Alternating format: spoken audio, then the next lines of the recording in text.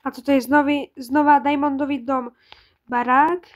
Proste Diamondový dom. A toto nie je nič priame. Toto je skôr, chcem natočiť také video, že čo plánujem kde postavať. Že napríklad tu je tá skrýša. Počkať. Tu je tá skrýša. Podarilo sa. A tu je takto redlírik. Tak proste. Plánujem mať takýchto bunkrov viacej. Ešte tu plánujem aj takto dať nejaké väzenie, väznicu, zväčšiť tú dedinu, ako som už aj sľúbil, že plánujem dať aj mesto. Tento dom sa mi inak fest páči, ale není až tak dobrý, ale je univerzálny, že tu môžu byť napríklad mama s otcom, čo tu robí kopr, blok, neviem. Aha, tak nič. Že je oco so synom a tu sa môžu chodiť hrať alebo farmačiť. A tu dole majú záhradku, ale je to fest nepraktický dom zase. Tu napríklad dolov by som rád zakomponovala aj túto jaskyňu. Inak by som posával nejaké drevené tie doly. A že by sa to dalo dolovať, ťažiť ako bloky. A nakoniec tejto celej série plánujem urobiť aj film, že ako prežívame, možno, že aj nejaký lesík tu plánujem spraviť, alebo že ako napríklad Helix alebo Dalo robia videa, tak aj také by som mohol robiť. Samozrejme v tomto svete. Ešte, a prepáčte za to, že som dlhšie nebol, a inak už chápem, prečo tie pavúky tam chcípajú tak veľa. Lebo oni skáču. Videli ste to? A teraz skočí. Ha, vidíte? Vidíte? Ten jeden pavúk, aj ten skočil.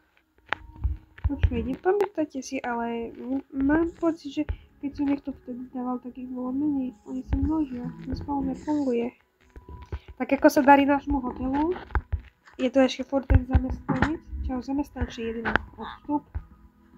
Nejaký detský kútik, tu sú títo koprgolemovia. Kto je tunak? Nik. A tunak? Nik. No takže sa nám asi moc dobre nedarí, ale je tu dedinčan. Čau, ako sa ti páči? Veď tu sú raz pekne veľa. Dedinčania, nevrobte si z nich. Vidíte. Aj tu niekto? Aj tu veď oni spolu nažívajú. A na poschodí to tu jak vyzerá. Tu je takto.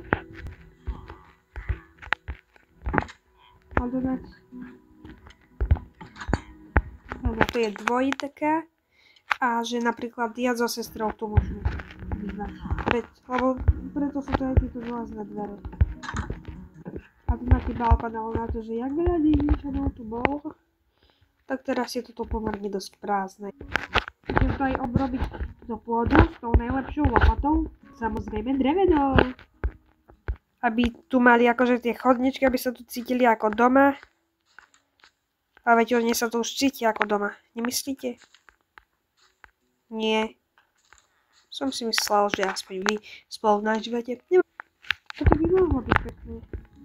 No a ani vôbec sa by nepoškodila, a že je to najlepšia lopata. A ľudia, pýtajte sa niekto, prečo hrávam Minecraft Bedrock Edition? No a preto, lebo na počítači tak nemám ten nahrávací program, neviem, či som vám to už hovoril. To je jedna vec. A druhá vec je, že moja sestra nemá Javu, nemá ani počítač, aj keby, že mala. Tak na otcovom počítači a tak. Teda nie na otcovom počítači, ale na otcovoj tejto, jak sa to volá, veci.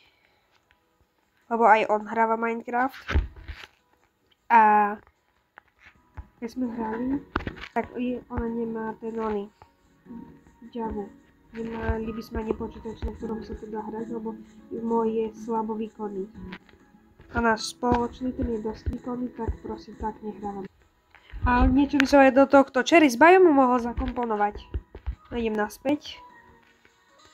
Ľudia, už natočame spolu 34 dní. 34 minecraftiackých dní. A to by si zaslúžilo like a odber. Naši ľudia určite sa pýtate, že kde som tak dlho bol. No bol som nikde. Proste som nemal čas, lebo musím riešiť furt ešte školu. Samozrejme som furt školu povinný a mali sme veľa písomok a tak. Ešte by som tunak takto rád nacvičil nejakú priehradu tam, ako je tá čiara. Takto, tunak niekde. Alebo mohla by byť aj tunak. Alebo iba tunak, takto. Tak a toto by bolo pre dnešok všetko, priatelia.